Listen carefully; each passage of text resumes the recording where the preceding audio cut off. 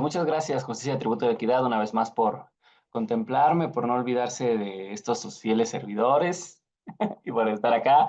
Y pues, bueno, a todos los conectados, también veo mucha gente, 53 personas conectadas, muchas gracias por dedicarnos un poquito de sus tiempos. Y más en este tema que para su servidor es un tema muy fundamental, es un tema que me gusta mucho, es un tema que me apasiona mucho y es un tema en el que creo que deberíamos de haber más personas hablando de justicia penal para adolescentes. Es necesario, es indispensable, es obligatorio que haya más gente, no solo especializada en el tema de justicia penal para adolescentes, en general, en el tema de derechos de infancias y adolescencias, ¿no? Creo que es algo que debe de ser muy vital. Ahorita con el tema del Código Nacional de Procedimientos Civiles y Familiares, creo que por ahí, yo sin ser civilista, ya sé que el artículo 666 del Código Nacional les está pidiendo este tema de especialización, pero bueno, también, eh,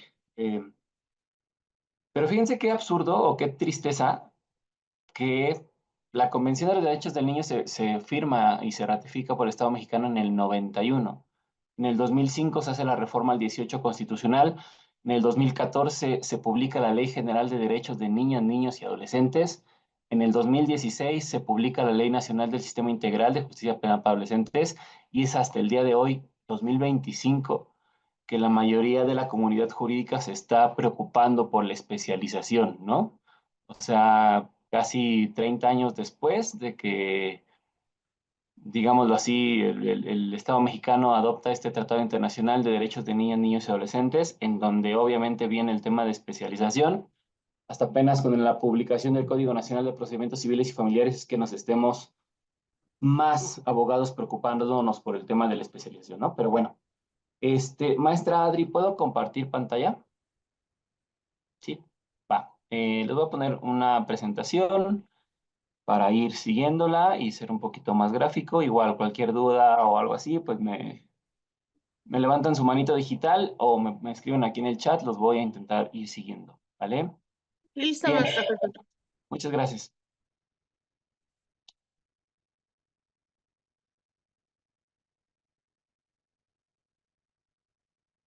Bien, pues bueno, justicia penal para adolescentes, ¿no? En días pasados tuvimos una plática muy rápida, muy express respecto a este tema, ¿no? Atendiendo a mi agenda, pues no me dejó platicar más tiempo con ustedes.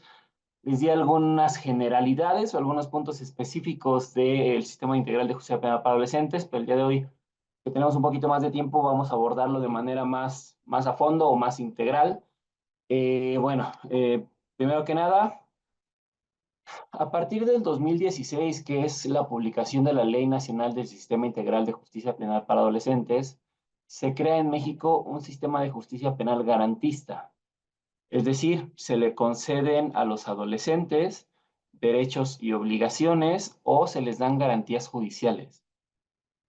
Por ahí, evidentemente, con la reforma de junio de 2011, la famosa reforma que hoy creo que está cada vez más en extinción, la reforma de derechos humanos, se hace vinculante todos los tratados internacionales de los cuales México es parte y, pues bueno, uno de ellos es la Convención de los Derechos del Niño, los cuales en el artículo 40 de dicha convención están reguladas todas las garantías judiciales para los adolescentes, ¿no? Entonces se crea este sistema garantista a partir de 2016 en México, ¿ok? Anterior de este 2016, en México contábamos con un sistema tutelar. ¿A qué se refiere el sistema tutelar? Acá les pongo algunas características. En el tema tutelar, muchos llegaron a escuchar que se hablaba del tutelar de menores, del centro tutelar. Si te portabas mal, te iban a llevar al tutelar, ¿no? Como castigo. Este tema tutelar que teníamos en México, el control social era de un Estado autoritario. El Estado se asumía como responsable de las acciones de las personas menores de edad. Es decir, el Estado asumía esa representación y esa responsabilidad, ya que en ese sistema tutelar los adolescentes eran únicamente objetos de derecho, no eran sujetos de derecho. Y hay una gran diferencia en eso. Hay una gran diferencia en el tema de que cuando eres objeto de derecho únicamente el Estado va a vigilarte el Estado va a responder por tus acciones cuando eres objeto de derecho. Cuando eres un sujeto de derecho, te dota de facultades, te dota de prerrogativas, te dota de ciertas capacidades, en este caso jurídicas o legales, para efecto de ejercer un derecho, ¿no? Entonces, en el sistema tutelar era un control totalmente autoritario, el Estado asumía el lugar de los padres, el internamiento que se hacía era para corregir, es decir, fíjense, y quiero que a lo mejor sean empáticos conmigo o que dimensionen este tema. En el sistema tutelar se creía que los adolescentes cometían estas conductas porque estaban mal, porque estaban disfuncionales, porque estaban descompuestos, que el objetivo del sistema tutelar era corregirlos. Existía algo mal en los adolescentes o en los menores de edad y por eso el internamiento era para corregir.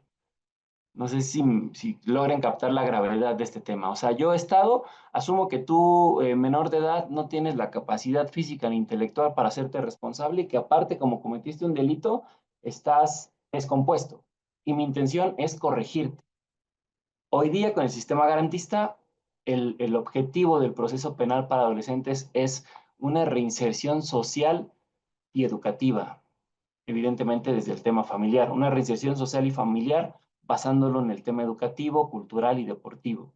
Hay una cuestión totalmente distinta, o más bien permeada de protección de derechos fundamentales, ¿no? O de derechos humanos, derechos fundamentales y todo este tema de derecho de la niñez. Entonces, es un punto. En el sistema tutelar se internaba a los menores de edad para corregirlos. Hoy día se interna para lograr una reinserción social y familiar a través o con base en la educación. Uno de los puntos más graves que yo veía en el sistema tutelar es que el internamiento, es decir, el ingreso de los menores de edad al centro tutelar, era indeterminado.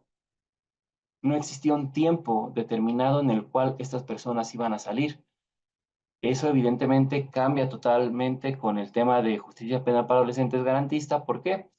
Ahorita los tiempos de internamiento, los tiempos de la medida de sanción de internamiento ya están tasados. Adolescentes es las personas comprendidas de 12 años cumplidos hasta antes de cumplir 18. A su vez, este grupo se divide en tres grupos etarios: 12 hasta antes de 14, 14 hasta antes de 16 y 16 hasta antes de 18. Los tiempos de internamiento para el primer grupo etario no van a exceder de un año, para el segundo grupo etario no van a exceder de 3 años y para el tercer grupo etario no va a exceder de 5 años, ¿no? Ese es otro punto que cambia de manera significativa en el sistema garantista que hoy tenemos. Anteriormente, los menores de edad se quedaban en el centro de internamiento o ya sea que hasta que cumplieran la mayoría de edad o hasta que se le diera la gana al consejo tutelar dejarlos ir, ¿no? No existía una fundamentación ni motivación del internamiento, no existía un tiempo, no existía un plazo máximo de internamiento. Entonces creo que eso es algo que aporta para bien, insisto, desde mi punto de vista. ¿Y por qué hablo desde mi punto de vista? Porque, por ejemplo, mi querida maestra, y hoy le publiqué en Facebook, soy Ruiz Herón Liber, la maestra Ivonne Ruiz Herón, ella veía muy bien el tema del sistema tutelar. Ella decía, es que sabes qué, maestro, en Hidalgo, el sistema tutelar estaba muy bonito porque era un sistema interdisciplinario en el cual teníamos un doctor, un psicólogo y un abogado, que entre las actividades de los tres de manera conjunta hacían actividades en pos o en beneficio de los adolescentes y obviamente se les dotaban de herramientas psicológicas y demás. Yo le decía, sí, maestra, pero a lo mejor en usted en Hidalgo, que contó con esa buena suerte de que hubiera un buen director del centro tutelar, pero en Ciudad de México y en el Estado de México, pues a final de cuentas eran centros de internamiento, ¿no? Y mucha gente dice, ah, bueno, es que no pasa nada, no es una cárcel, ¿no? El internamiento, pues a final de cuentas son puros adolescentes. Por ejemplo, acá en el Estado de México solo tenemos un centro de internamiento, el cual se encuentra en Sinacantepec, Estado de México. Es un municipio arriba de Toluca. Y se ve muy bonito, se llama la Quinta del Bosque. Tú lo ves de fuera y es bosque, cabañitas, palapas, se ve lindo. Pero ya cuando hablas con los chicos que han estado en internamiento, pues a final de cuentas es vida de cárcel, ¿no? Hay extorsiones, hay torturas, hay tratos crueles, hay no quiero desanimarlos desde este momento, pero hay temas de violaciones, hay temas de abusos, hay temas de malos tratos por parte de los guías a los adolescentes, ¿no?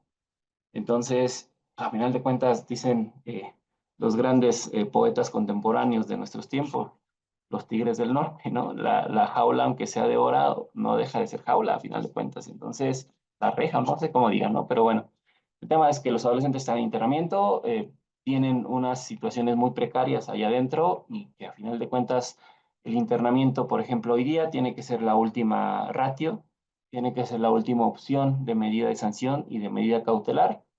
Pero bueno, vamos a ir viendo más adelante lo que pasa realmente en la práctica, ¿no? Acá en el sistema tutelar el internamiento era indeterminado, acá en el sistema garantista ya hay plazos máximos para el internamiento. Otro punto que regía el sistema tutelar era que ubicaba a los adolescentes como objeto de protección inimputables, privándolos de derecho y garantía. Hasta hoy día, desafortunadamente, esta es una clase, pues bueno, que se difunde de manera abierta y demás, pero les comparto rápido, y no les puedo compartir este video justo por estos temas de privacidad y más en el tema de adolescentes que sí, las audiencias son totalmente privadas, ¿no? Y cualquier mal uso que se haga de proyección de imágenes de audiencias, pues bueno, puede ser castigado de manera más grave que en adultos. Les cuento rápido, tenía una audiencia de medidas de protección en Ciudad de México, en un tema de adolescentes, 5 chicas de una secundaria que estaban haciendo bullying a la otra. La víctima, bueno, con ayuda de sus padres, solicita estas medidas de protección. Yo voy como asesor jurídico de esta víctima y llegan estas chicas. Era un colegio muy, pues, de mensualidades no tan asequibles para nosotros, ¿no? O sea, era un colegio bien, eh, de gente bien, de una clase social un poco alta acá en la Ciudad de México. Entonces, llegan los papás con las probables agresoras y demás, y un papá del adolescente era abogado. Entonces, al momento en que la juez le dice, señor, ¿dónde está su hija? El señor le dice, señoría, hago su conocimiento que yo soy abogado y que vengo en representación de mi hija, porque yo legalmente soy quien ejerzo la patria potestad y la guardia y custodia en favor de mi hija. Y le dice la juez, esa audiencia la atendió la maestra Marta Jasso, que fue quien redactó el protocolo para juzgar con perspectiva de infancia y adolescencia de la Suprema Corte, o bueno, colaboró para esta redacción, es decir, la maestra Marta Jasso, que en paz descanse, sí era una figura importante en el tema de justicia penal para adolescentes, ¿no? De los precursores y tuve la fortuna de que esa audiencia la presidiera ella, y le dice al papá, a ver, señor, no, aquí esta audiencia es para su hija, porque el sistema integral de justicia penal para adolescentes está destinado a los adolescentes, no a los papás. Señoría, y le dice el papá, señoría, es que esa es una determinación autoritaria, porque yo legalmente soy el representante de mi hija, y mi hija no puede hacer nada si no estoy yo presente, porque ella es una menor de edad, entonces no tiene capacidad para efecto de realizar este tipo de acción. Obviamente ahí yo entro en shock, digo, güey, ¿de qué me estás hablando, no? O sea, primero le estás diciendo a la juez que eres abogado, para empezar. Entonces, pues si eres abogado y entiendo que eres civilista o familiarista, pues tendrías que tener un poco más de conciencia en el tema de derechos de niñas, niños y adolescentes, ¿no? O sea, de manera mínima, si te dedicas a los divorcios, a la guardia y custodia, yo creo que tendrías que tener entendido este concepto y saber que ya no es así, ¿no? Que los adolescentes no son inimputables hoy día y que ya no son objetos de derecho, que ya son sujetos de derecho. Entonces empieza el señor a aferrarse y le dice, señor, le explico una vez más, el citatorio era para usted y lo que más le arde al papá es que la juez le dice, mire, le voy a dar 24 horas para que su hija justifique su inasistencia a esta audiencia, porque le repito, la audiencia es para su hija, no es para usted. No, señoría, es que yo soy el representante legal, bla, bla, bla, bla. Dice, no voy a discutir más con usted, por favor, retírese de mi sala de audiencias, no voy a hacer nada con usted porque al final de cuentas la audiencia no es para usted, es para su hija. Entonces fue, o más bien es un ejemplo que a mí yo siempre saco a colación en este tema, porque es el gran obstáculo que tenemos nosotros los especialistas en adolescentes. La mayor parte de la población y desafortunadamente todavía hay un amplio campo de abogados que siguen sin entender que los adolescentes, al menos en materia penal, ya son imputables, ya son responsables, ya cometen hechos con apariencia de delito. ¿no? Eh, Hay un debate muy fuerte ahí, ¿los adolescentes cometen o no cometen delitos? Si atendemos a la descripción de qué es un delito, según el Código Penal de cada entidad, mínimamente de manera coincidente vamos a encontrar los tres elementos básicos, que es una conducta típica, antijurídica y culpable, ¿no? Cuatro, perdón. La punibilidad en algunas entidades federativas las toca como elemento, en otras no, pero al menos una conducta típica, antijurídica y culpable, sí es. Y la Ley Nacional del Sistema Integral de Justicia Penal para Adolescentes sanciona conductas típicas, sí, porque están reguladas en un código penal, antijurídicas, evidentemente, porque van contrarias a los temas de las reglas sociales, y culpables. ¿Por qué son culpables? Artículo 30 de la Ley Nacional del Sistema Integral de Justicia Penal para Adolescentes. El artículo 30 es preciso en referir el principio de responsabilidad. Que dice, los adolescentes van a ser responsables atendiendo al principio de culpabilidad. Los adolescentes son penalmente responsables. Entonces, creo que con eso tendría que quedar desvanecido totalmente el debate de si los adolescentes cometen o no cometen delitos. Todavía hay mucho miedo, no miedo, sino más bien desconocimiento de decir que hay un adolescente investigado, que hay un adolescente acusado, que hay un adolescente imputado, que hay un adolescente sentenciado, ¿no? Y utilizamos calificativos como el menor de edad en conflicto con la ley, el menor en contacto con la ley penal, el menor que realiza conductas antisociales. Esos adjetivos ya quedan totalmente fuera de vigencia, ¿no? Los adolescentes cometen hechos con apariencia de delito, sí, los adolescentes son penalmente responsables, esto con base en la misma Ley Nacional del Sistema Integral de Justicia Penal para Adolescentes, ¿no?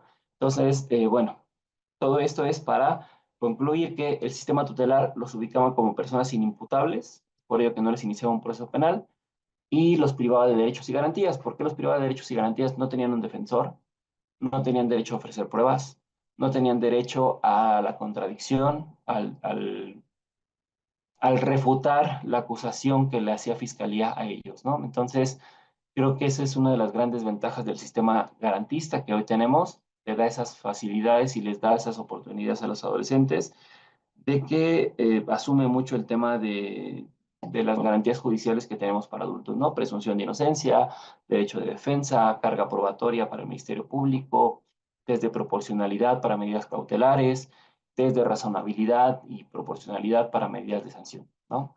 También otro punto que cambia, en adolescentes nunca van a hablar ustedes de pena. Si ustedes, y se los comparto, a mí me pasó de mis primeros asuntos, llego como asesor jurídico a una audiencia de juicio en adolescentes y le digo a la juez que yo como asesor jurídico voy a coadyuvar con el Ministerio Público a efecto de que le impongan una pena máxima al adolescente. Y me regaño de la juez, me dice, abogado, te noto que no es usted especialista en razón de que en el sistema integral de justicia penal para adolescentes no hay penas, hay medidas de sanción. Entonces, sí, es cierto, es correcto y creo que desde ahí se puede advertir si una persona es especializada o no en el sistema integral de justicia penal para adolescentes. En el sistema integral de justicia penal para adolescentes no hay penas, hay medidas de sanción, ¿sale? Entonces van a decir, ay, pues son sinónimos. Sí, a lo mejor sí, a veces puede resultar un poco exagerado, pero creo que hasta en eso tenemos que cuidar el lenguaje los que decimos ser especialistas en el sistema, ¿no? Entonces, bueno, acá eran inimputables, en el sistema garantista no. En justicia tutelar había una situación que se llamaba, más bien, había una circunstancia que se llamaba la situación irregular. ¿Qué es la situación irregular o qué era la situación irregular?